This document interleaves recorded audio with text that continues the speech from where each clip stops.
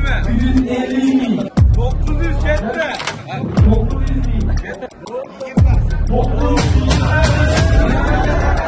Sanat asarlari auksionga kirdi. Tabii handmade deb qo'yadi buni Yevropa tilida. Endi Buni nech pulga oldingiz? Bunisini sir. Kerak bo'lsa bu yerga oilaviy kelish kerak deb o'ylayman. Assalomu alaykum hurmatli kuzatuvchilar. Qo'qon universiteti Andijon filialida har oyning oxirgi juma kunida talabalarning qo'l mehnati bilan qilingan san'at asarlariga auksion kuni deb e'lon qilindi va ushbu auksionning bugun birinchi kuni.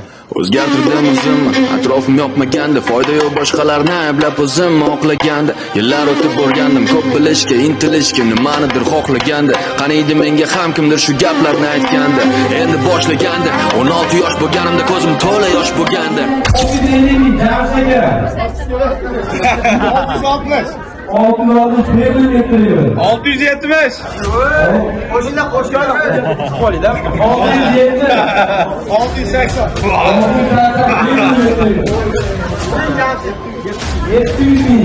Darsaga. 710.000. 710.000 tebrik ettiriyor.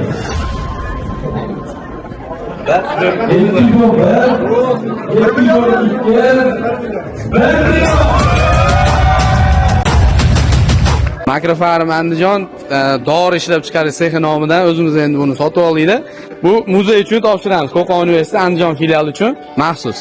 Bu yerda o'sayotgan talabalarimiz hammasiga omad tilaymiz. Kelgusida bundan-da yuqori natijalar qilib, biz pullarga shuni sotib ola olamiz. Sizlarga buni xudo xolasa bugun muzeylarga taqdim qilib ketamiz.